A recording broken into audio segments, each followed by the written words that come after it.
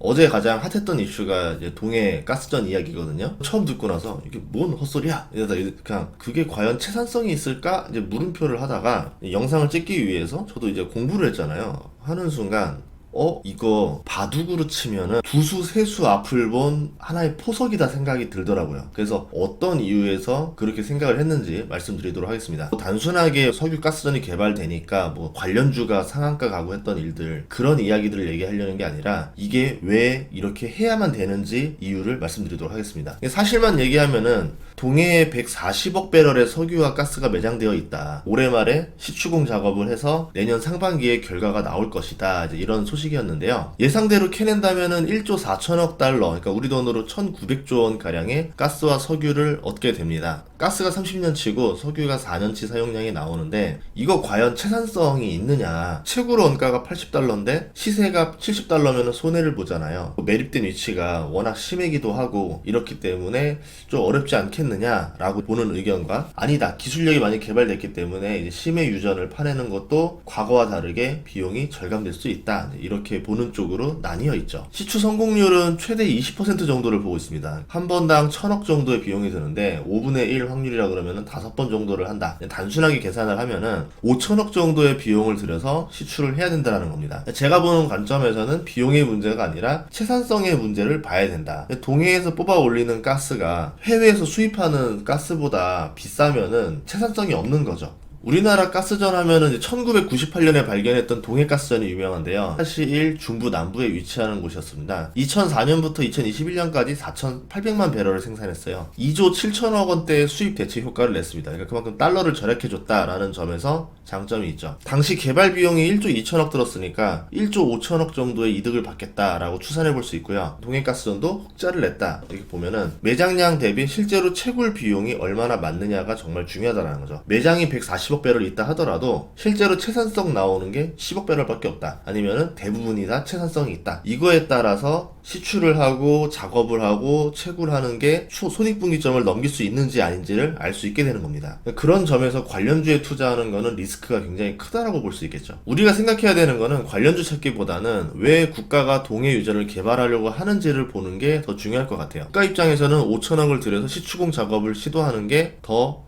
효율적인 선택이 됩니다. 현재 서해, 남해, 동해 보면요, 한국, 중국, 일본이 시추공을 서로 뚫으려고 경쟁하고 있어요. 그런데 우리나라는 동해 가스전이 이제 종료가 됐습니다. 없다라는 얘기죠. 돈보다 더 중요한 게 있기 때문에 지금 경쟁을 하고 있는 거겠죠. 여기에 지리적인 이점이 있기 때문에 라고 저는 보고 있어요. 보다시피 한국, 중국, 일본 영토는 각국이 확실하게 구분되어 있습니다. 영해는 영토에서 12해리, 22km 정도 되거든요. 하지만 배타적 경제 수역은 200해리까지 인정을 합니다. 한중일은 거리가 가까워요. 그래서 각자 배타적 경제 수역을 200캐리까지 쓰지 못하고 있죠. 보다시피 중간 정도 되는 쯤에 잠정 조치구역, 중간 수역 등을 구역으로 설정해놨습니다. 이 중간 수역이라는 게 되게 애매한 게요, 영화관 팔거리 같은 거라 보시면 돼요. 서로서로 쓰지 말자, 서로서로 합의하에 쓰자 라고 하지만 눈치껏 슬쩍 먼저 찜하는 게 임자인 곳이 지금 중간 수역이다, 이런 상황이라 볼 수 있습니다. 배타적 경제 수역이 중요한 이유는 뭐냐면은 해저 천연자원 개발, 해수 해풍을 이용한 에너지 생산 권리를 가져갈 수 있어요. 그리고 인공섬이라던가 시설 구조물 설치와 이용을 할 수 있는 권리가 있습니다. 배타적 경제 구역이지만 실제로 내 영해와 가까운 권리들도 존재한다라는 거죠. 만약에 여기서 인공섬을 만들고 활주로를 깔고 하는 것들이 지금 중국이 하고 있는 일들이잖아요. 지금 중국이 하고 있는 일들이잖아요. 이제 이런 일들을 할 수 있는 곳이 배타적 경제 수역이다 라고 보면 됩니다. 그런데 2021년 동해에 있는 한국 유일의 시추시설인 동해가스전은 채굴을 마쳤어요. 그러자 2022년 일본이 동해가스전 개발을 시작해요. 일본이 개발하고 있는 구역이 한국의 배타적 경제 수역을 침범한 게 아니냐, 우리 정부가 요구를 하니까 일본이 좌표 제공을 거부합니다. 그리고 동해가스전과 굉장히 붙어있는 곳에서 시추를 하는 거죠. 그 얘기는 뭐냐면 이렇게 가스전이 이렇게 있는데 여기서 뽑아 올려도 되고 여기서 뽑아 올려도 되는 거예요. 한마디로 같은 매장량을 가지고 서로 쓰고 있는 겁니다. 그리고 최근에 일본이 한국의 네이버가 라인 야후에서 손을 떼라, 이렇게 만들었는데요. 뉴스를 봤을 때 라인 지분만 한국이 지키고 데이터는 일본으로 넘기게 되지 않겠는가, 이렇게 보고 있습니다. 어쨌든 이런 시점에서 한국도 가만히 있지 않고 대응을 위해서 가스전 개발을 해야 되는 타이밍이 도래하긴 했다라고 생각이 들어요.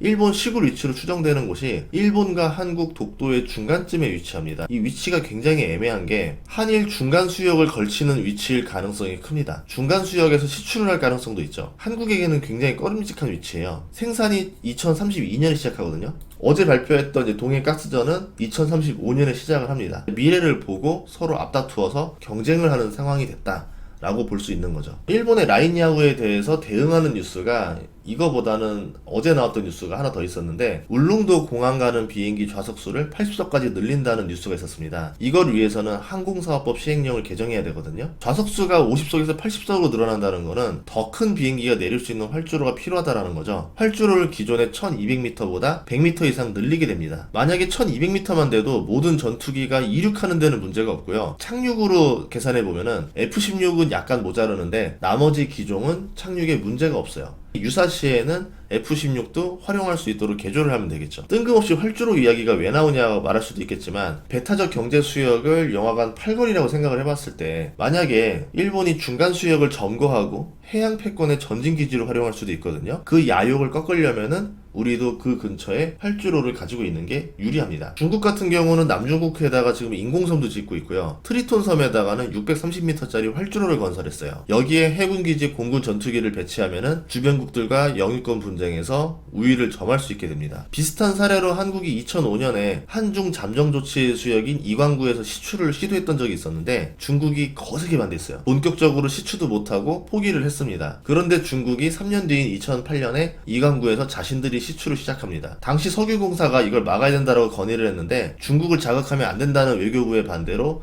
대응 시추를 하지 못했었어요. 이후에 14년 지나서 중국이 이광구를 다시 시추를 하는 거죠. 청와대도 이거를 국가안전보장회의로 격상해서 논의를 했는데 별다른 항의를 하지 않았다는 것으로 추정이 되고 있거든요. 당시 외교부 대변인이 했던 말을 들어보면은 우리가 들은 게 하나도 없고 대체 회의를 했다는데 한국 입장이 뭐냐라면서 되물었습니다. 기만술일 수도 있겠지만 그렇지 않다면 한국이 항의를 하지 않았었을 수도 있다라고 판단할 수도 있는 거죠. 과거와 현재는 이렇고 더 중요한 건 미래입니다. 다른 광구보다는 7광구 가능성이 가장 높거든요. 석유와 가스 매장량도 풍부합니다. 그런데 여기를 개발하지 못하고 있어요. 1978년 일본과 공동 개발 조약을 맺으면서 한일 공동 개발 구역으로 이름을 정했는데 석유가 나오면 일본과 반반씩 나눠 가져야 된다는 조약입니다. 이것 때문에 시추와 탐사를 제대로 하지 못하고 있어요. 4년 뒤에는 2028년에 끝납니다. 한일 대륙분 공동 개발 협정 종료 통보 가능 시점이 2025년 6월이에요. 그러니까 딱 1년 뒤인데 이때가 되면은 일본은 종료하겠다라고 통보를 하겠죠. 종료가 되고 나면은 일본은 이제 이 7강구를 일본 해양 영토로 귀속시키려고 할 겁니다. 그리고 국제재판에 유리한 자료들을 계속 준비하고 있었어요. 유엔 해양법 기준으로 보면은 대륙붕 자유한 연장선에서 이제 중간선 원칙으로 바뀌게 됩니다. 그러면 국제재판으로 가게 됐을 때 한국이 불리해지는 거죠. 유엔 해양법에 대해서 이 판결을 하는 사람들을 일본 측이 옛날부터 계속 공을 들여놨거든요. 국제재판으로 가게 되면은 꽤나 불리해질 가능성이 있다라고 볼 수 있습니다.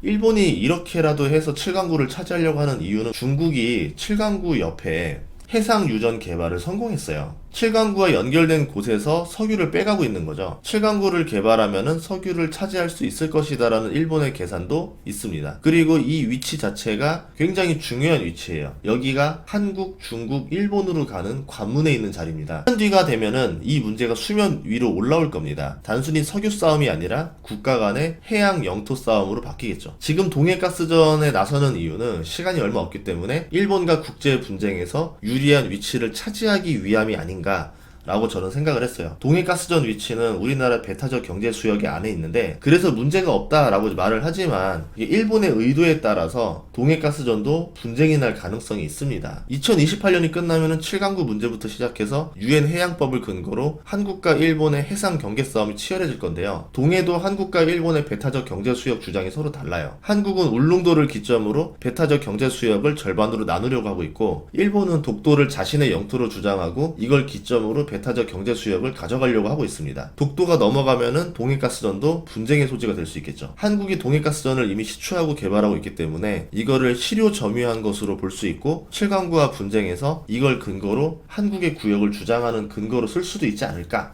저만의 상상력을 한번 생각해 봤습니다. 이 부분에 대해서 더 자세한 정보가 없기 때문에 정교하게 계산하기는 어려웠는데 제가 상상을 했을 때 이거는 단순히 채산성이 맞고 아니고의 문제가 아니라 내년부터 시작될 한일 해양 분쟁을 대비하는 포석이 아닐까 이렇게 생각하고 있어요. 그러면은 라인 야후 사태부터 시작해서 지금 사태들이 하나의 일관된 세계관을 가지게 되는 거죠. 이런 점을 봤을 때 우리가 준비를 해야 될 것들이 많이 있다라고 생각을 합니다. 때로는 관련주 찾기보다는 진짜 의미가 무엇인가를 한번 생각해 볼 이유도 있지 않을까라고 생각이 됩니다. 일본이 최근 들어서 이제는 수비에서 공격으로 가자, 자위권에 대한 해석이 굉장히 완화되었어요. 반도체 생산도 일본 안으로 들이고 있고 미국이라는 백을 믿고 점점 크게 나오고 있는데 이거에 대해서 한국은 어떻게 대처를 할 것인지 이것도 잘 봐야 되지 않을까라고 생각을 합니다. 다음 시간에도 좋은 정보로 찾아뵙겠습니다. 구독과 좋아요, 알림 설정 부탁드릴게요. 고맙습니다.